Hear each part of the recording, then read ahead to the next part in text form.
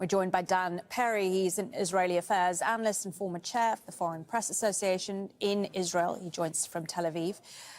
Good to see you again, Dan. So the Israeli government's proposed plan to establish this humanitarian city in southern Gaza, where hundreds of thousands of Palestinians would be confined, continues to receive backlash from within Israel and abroad. Even, as we mentioned, a former Israeli prime minister now alleging the idea resembles a Nazi concentration camp. How is this criticism going down with the less extreme right-wing aspects of the Israeli government?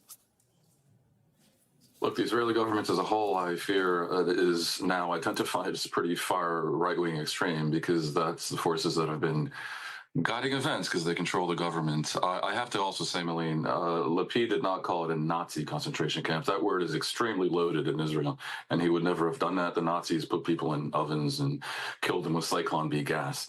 No, but it is absolutely looking like, a concentration camp, not unlike what was done to Japanese Americans in World War II and worse. So it's bad.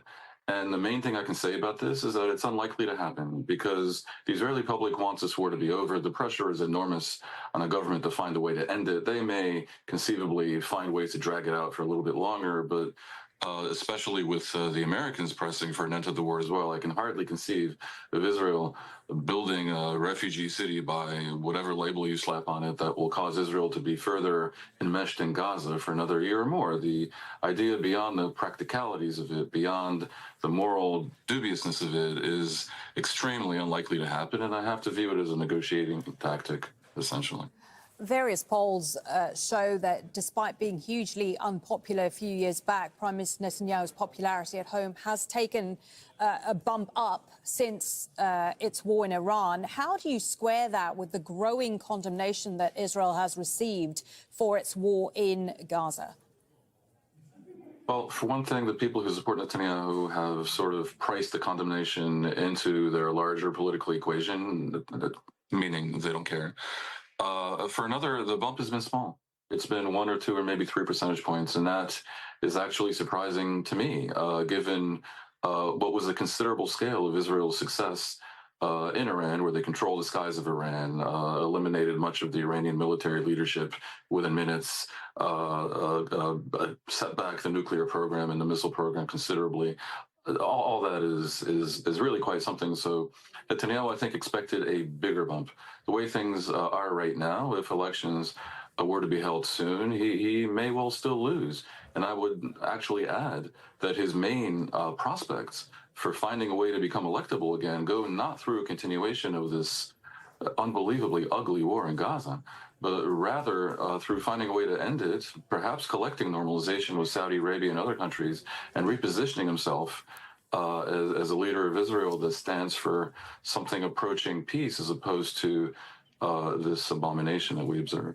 Well, on that point, how would you say Israel's long-term standing internationally has been impacted by Prime Minister Netanyahu and his government's actions over the past 2 years?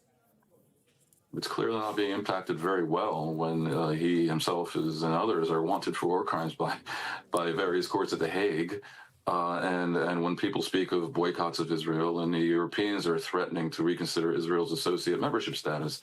But he has a big friend in the White House in Trump, who doesn't care about humanitarian issues or much else beyond the most vulgar transactions.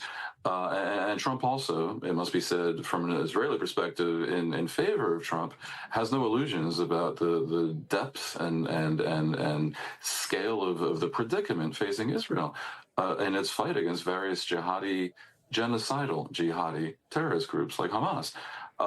Trump is sympathetic to Israel, and that might certainly help Netanyahu. I think Israel's overall international standing will suffer very greatly if Netanyahu should win another election, and they should continue the policies which basically are dragging Israel in a direction of a right-wing religious state, away from democratic norms, towards indifference to opinion in the West, and also, frankly, towards a place where there will be at loggerheads with American Jews. Dan Perry, Israeli affairs analyst and former chair of the Foreign Press Association in Israel. Thank you. Thank you, Emily.